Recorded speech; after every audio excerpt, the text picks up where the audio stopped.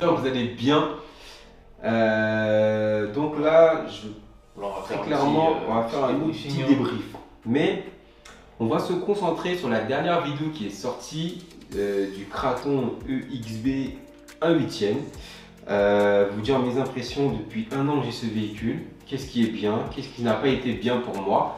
Donc là, on va commencer par déjà la carrosserie. La carrosserie après un an, donc alors je précise, hein, c'est la première fois que moi, enfin deuxième fois je pense, que je présente un véhicule sale parce que j'ai vraiment voulu poursuivre ce que j'avais fait et vous montrer après une session ce que le véhicule a enduré, comment il est sorti. Donc c'est pour ça que moi je l'ai laissé comme ça. Donc déjà pour commencer la carrosserie, comme je vous l'ai dit, hein, ça fait déjà un an que je l'ai. Donc franchement nickel. Après un an, elle est toujours là, les amis. Franchement, toujours là. Fiable, la carrosserie. Fiable. Donc, regardez hein, par vous-même. Elle est encore là. Donc là, ici, j'ai une cassure dans le coin. Désolé, les amis, vu que c'est du noir sur du noir, je pense pas que vous verrez. J'ai une cassure, donc j'essaie de le tordre pour que vous voyez bien, juste ici. Donc, la carrosserie, après, à l'avant, j'ai pas de casse. J'ai aussi une fissure. Hop, désolé. Juste ici. Mais c'est vite fait, hein, voilà, juste là, c'est vite fait. Et puis voilà. Donc voilà les amis, après bon là ce sont les chocs qu'elle a pris et tout. Voilà. Donc là voici la carrosserie. Donc moi j'avais renforcé avec un scotch de très bonne qualité. La marque c'est un crocodile qu'il y a dessus, donc pour certains qui connaissent. Donc on peut même coller des scotch des pare-chocs de vraies voitures. C'est vrai que tu as un scotch assez peur. Hein, voilà, exactement. Donc ouais, c'est ça qu'elle a tenu hein, je pense tout ce temps. Et elle est là, hein, elle a rien, elle est juste dégueulasse. Donc j'ai laissé comme ça exprès pour vous montrer. Hein, donc voilà, ça j'insiste bien sur la carreau parce que c'est quand même assez important. Donc voilà. Donc là après les amis, hop là. Donc là voici le Kraton pour vous dire. Hein, j'ai même pas enlevé les batteries. J'ai même pas enlevé les batteries, je l'ai laissé tel qu'il est. Tel quel. Donc, après la session hard. Après la session vraiment dur. Hein. Donc voilà les amis. Hein. L'état du Kraton, donc le châssis, donc hop là, donc voici l'état du châssis, il a bien souffert, hein. Donc voilà les triangles et tout. Donc là les amis, je vais déjà vous dire hein, franchement ce véhicule, waouh, king, c'est tout ce que j'ai à dire, en un seul mot, patron en maître. Donc déjà pour commencer, quand j'ai eu ce véhicule, sortie de carton, problème de pneus. Donc ça, tout le monde connaît, hein, chez Arma, problème de pneus. Problème de pneus arrière tout de suite. Après, j'ai problème de triangle arrière. Donc tout de suite, l'arrière chez moi, ça n'a pas loupé. Ça a lâché d'office. Donc comme vous le constatez, à l'arrière, comme je vous l'avais montré dans la vidéo, triangle RPM. Donc au niveau de mon doigt, hein, donc sur les deux côtés, hein, droite-gauche, RPM. Donc voilà, obligatoire. Hein. C'est ce qui est fiable, hein, RPM. Les triangles USB font pas vraiment le taf, hein, parce que c'est vrai que lors de la première session que tu as fait, le triangle arrière ils ont serré d'office. Voilà. Moi personnellement sur Mojave, j'ai pas vraiment de souci de triangle. Parce que l'embattement est peut-être plus court. Après les triangles sont plus courts. Donc c'est vrai que c'est pas le même véhicule, mais ouais, dès qu'on passe en RPM sur les Kratons, c'est le jour et la nuit. Voilà, c'est le jour et la nuit. Donc voilà les amis, là j'ai tous les triangles, les 6 triangles renforcés en RPM. Donc moi je vous conseille de faire ça les gars, hein. Franchement, renforcez vos triangles, attendez qu'ils cassent, renforcez-les immédiatement après, voilà. Donc vous voyez, j'ai peu fait de renfort sur ce véhicule. Donc les triangles, et bien évidemment, voilà ma phrase du jour. Il n'y a que ça qui est bien sur cette marque Coralie, les pneus. Les pneus, franchement, je vous les conseille. Les pneus Coralie, donc c'est bien ça, hein, des pneus Coralie sur un Kraton EXB. Il n'y a que ça qui est bien chez cette marque, hein, donc les pneus. Bon voilà, les pneus, j'ai jamais de problème avec ces pneus. J'en ai explosé un, mais franchement c'était par mauvais jour. Mais depuis, ça fait un moment que je roule avec des pneus Coralie les amis et j'ai aucun souci avec ces pneus. J'ai pas besoin d'emmener des pneus de secours sur moi, nickel chrome. Donc déjà ça c'est fait.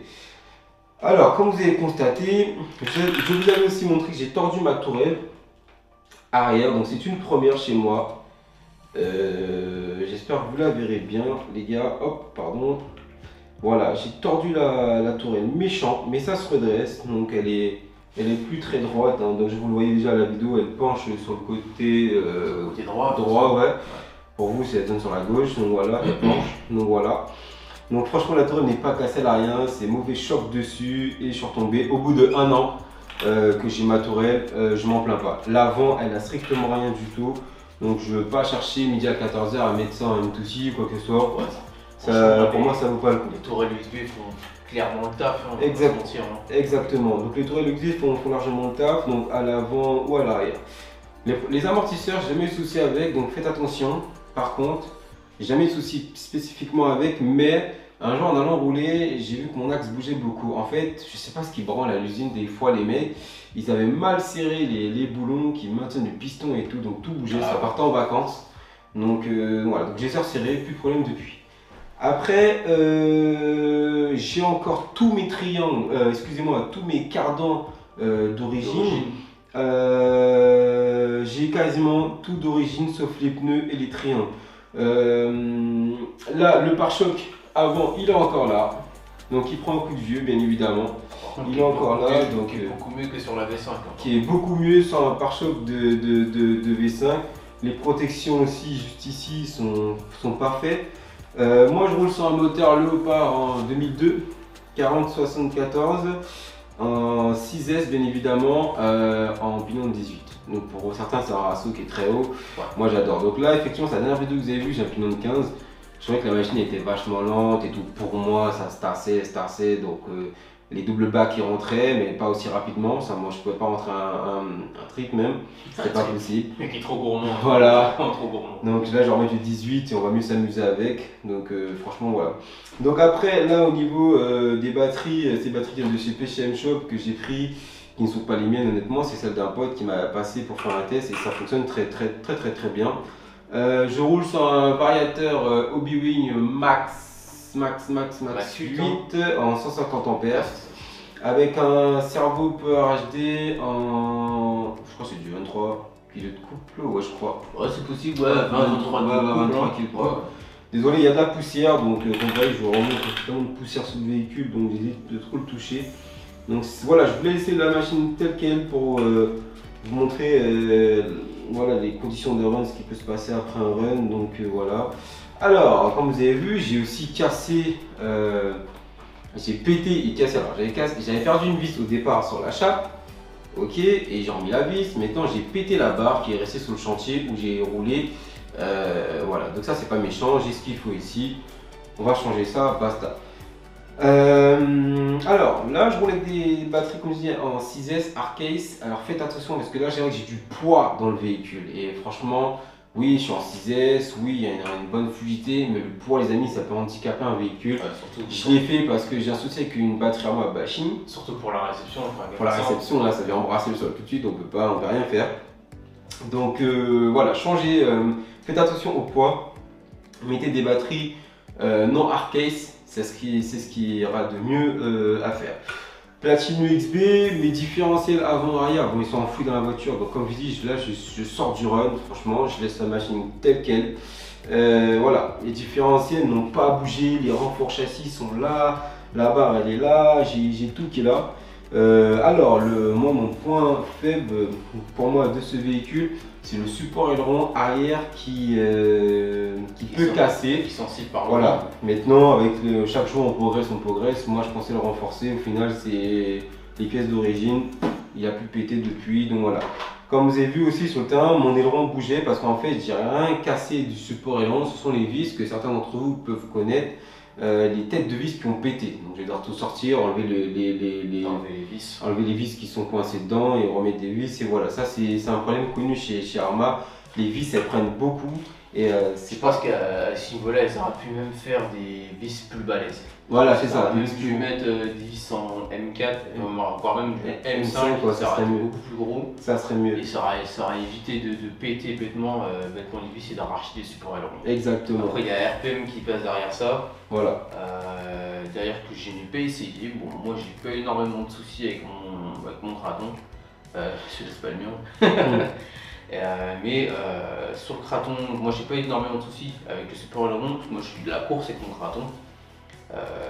Qui est d'ailleurs une très bonne machine. Hein. Les Kratons de base c'est des bonnes machines pour du bash ou pour ce type de véhicule. Ouais, tout dépend de qu'est-ce que vous voulez faire avec. Hein. Donc voilà. Mais clairement, voilà, c'est propre. Super robuste. Donc là les amis, donc voilà, moi j'ai pas de soucis particuliers avec ma machine personnellement. Franchement comme j'ai dit, hein, alors il y a un truc essentiel que je veux dire, RPM n'ont pas encore fabriqué pour moi, j'en ai vu nulle part, les triangles USB en RPM.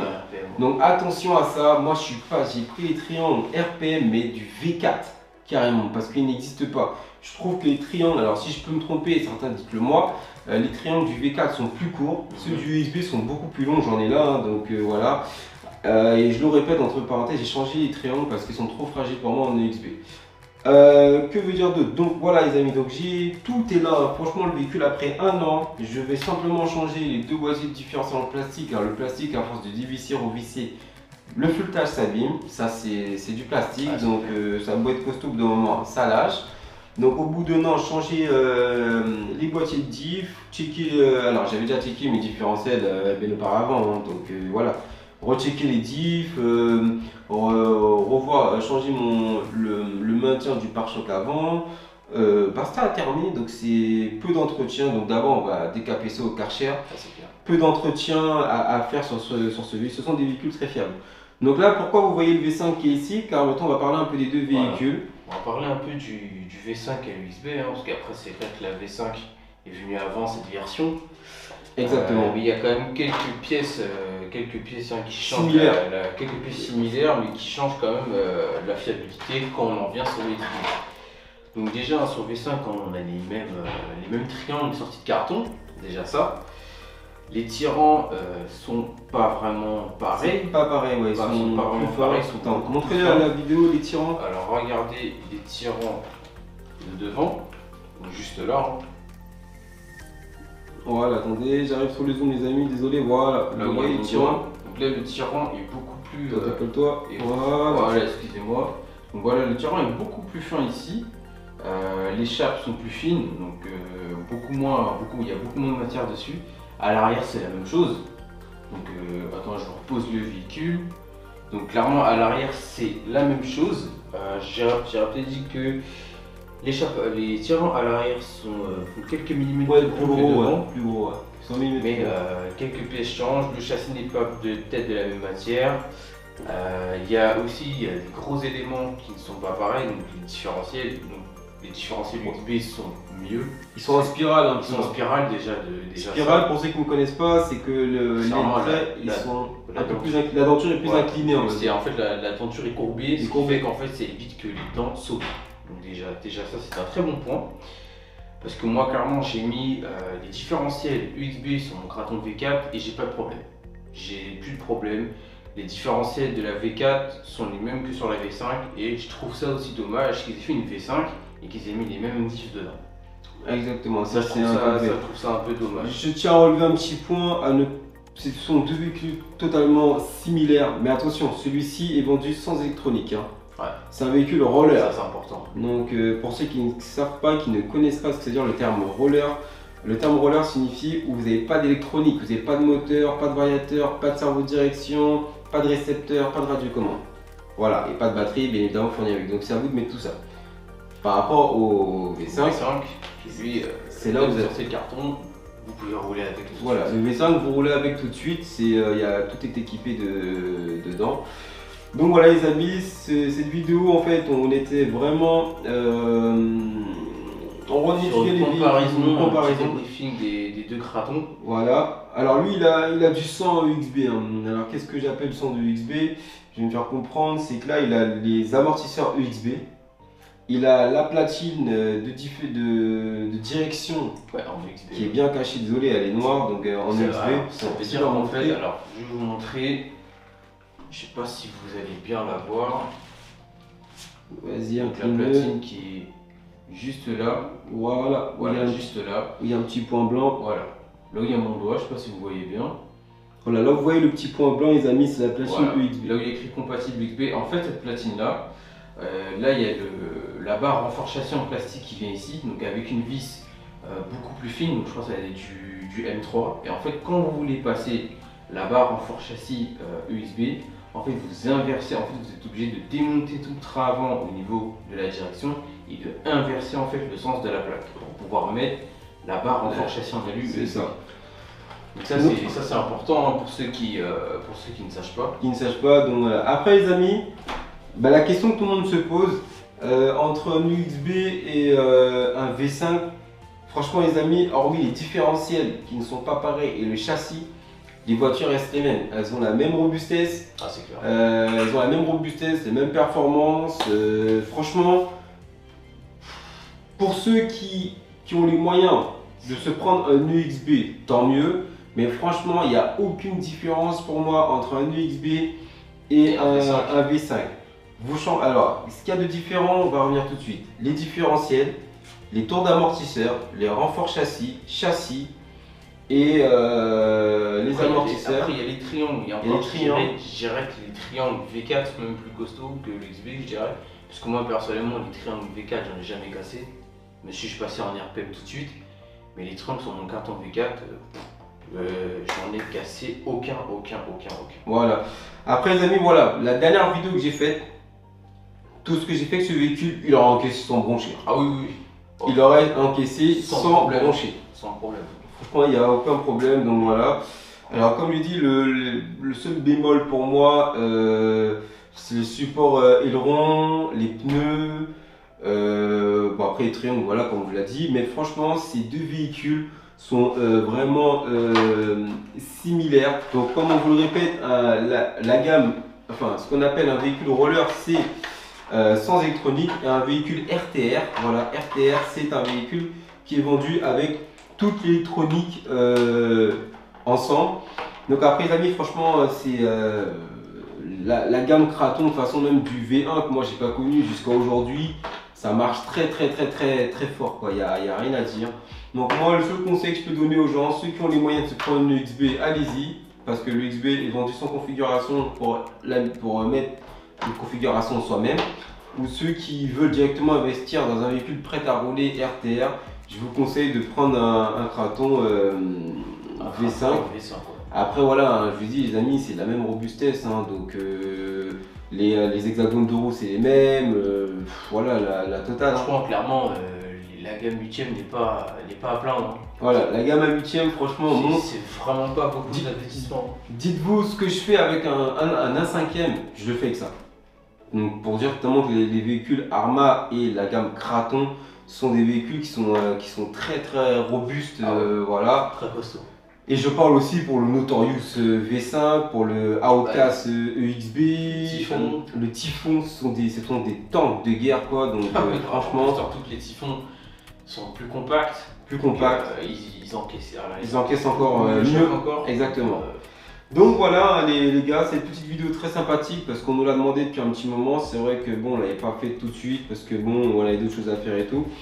Donc là les amis, hein, comme je dis, après au niveau du pare-choc du V5, vous voyez le XB propose une meilleure. C'est vrai que le XB propose un meilleur pare-choc. Un meilleur pare-choc. C'est vrai que là sur la fixation du V5, je trouve ça bof parce qu'en fait c'est juste que le pare-choc se cale au niveau du châssis. Voilà, il n'y a pas de protection. Et en fait c'est deux vis fraisées en fait qui tiennent et basta. Voilà. Donc, je trouve ça bof. Voilà, dire que nous au début on n'aimait pas trop le pare-choc du Kraton EXB, mais franchement avec le temps, puis on voit la machine, voilà, ça a son utilité. Quand le véhicule, j'ai déjà pris des chocs, hein, comme vous l'avez vu sur la vidéo, donc franchement voilà. Après, très sincèrement, voilà, hein, comme je dis encore une fois, c'est pas pour punchline, moi je dis haut et fort, plus fiable qu'un... Alors, je reste sur le Kraton V5. Le Kraton V5 est bien plus fiable qu'un Chronos 2021, qu'un Irevo, ou voire même un Chronos XTR, je vous le dis clairement. Donc voilà. Alors lui, c'est la même chose, hein. Plus fiable qu'un Chronos, plus fiable que son concurrent, le Team Coralie XTR. Voilà, franchement, quelqu'un qui a un XTR, ça serait avec plaisir qu'on puisse se voir sur un terrain bien défoncé et qu'on s'amuse et qu'on voit qui encaisse le mieux. Donc franchement voilà, moi c'est ce que j'ai à dire. Donc beaucoup de personnes critiquent, beaucoup de personnes n'étaient pas d'accord avec mon avis quand j'ai donné la vidéo du Chronos ou du coup de gueule du Chronos où on m'a dit ouais en gros t'attises la haine, tu racontes de la merde. Non pas du tout, j'ai dit ce qui est vrai, l'argent sort de mon portefeuille donc je vais pas je suis client, donc je vais pas faire du lèche-bot, je suis pas là pour ça. Moi, du lèche-bot ou inventer des choses. Voilà, je suis là, j'ai dit ce que j'avais à dire. Malheureusement, moi, on est des petits gars parmi tant d'autres, hein. Donc il y a les Américains avant nous ont fait les frais, ils ont cassé la machine, ils se sont plaints des fusées et tout. Moi, je trouve pas ça normal, c'est que créer un XTR et créer des fusées combien de mois plus tard, quoi. C'est vraiment inacceptable, quoi. Vous créez un XTR tellement vite, et qu'en plus un XTR est 7075 chinois, donc qui est moins fiable que l'italien. Donc les gars, réveillez-vous un peu. Donc voilà, moi après voilà, on s'améliore de jour en jour, de jour en jour. Mais en tout cas, entre la gamme Coralie et Arma, les gars, il n'y a pas photo. Je vous dis clairement, Arma. C'est pas parce que nous on aime Arma, non, parce que j'aime aussi Tratlas. On n'est pas là pour forcément avantager Arma. Voilà. Vous voyez vous-même sur les vidéos, les gars, plein de gens roulent en Arma, plein de gens voient bien que le Kraton, peu importe la version que vous voulez, est plus solide que le Chronos. Voilà, clairement. Donc, parce que même le Chronos déjà sorti de carton, moi personnellement j'ai vu des gars qui font de la RC comme nous, comme vous, casser en 4S. T'en vas où? Moi j'ai cassé, comme je vous le dis, la vidéo coup de gueule, j'ai cassé dans mon jardin. Avec le Chronos, c'est que vas-y, moi je l'ai dégagé. Donc voilà, en tout cas moi je vous conseille pas, je vous dis publiquement, je vous conseille pas de prendre cette marque là. Donc voilà, donc là les amis, voilà un Kraton UXV, Kraton V5. Voilà, vous avez dit un petit peu les différences, mais après c'est chacun les goûts, les choix qu'il souhaite faire. Les choix. Donc voilà. La carte bleue, j'y arrive même, donc c'est vous qui voyez. Hein. Exactement les amis, donc on espère que cette vidéo vous aura plu. Donc on est là dans les commentaires, on va répondre, donc il n'y a pas de souci. Sur ce, on vous souhaite une très bonne journée à vous et puis on vous dit à la prochaine. Big up les gens. Bonne journée à vous.